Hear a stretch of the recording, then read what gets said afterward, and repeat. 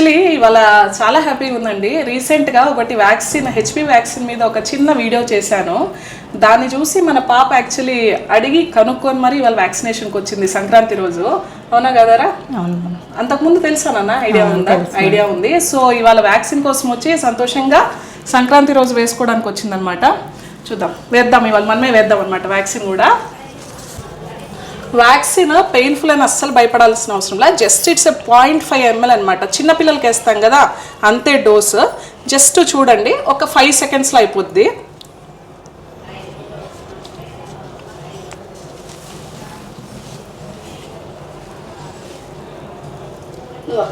అక్కడ చూడు, 1 second count, 1 2 3 deep breath తీసుకున్నానా?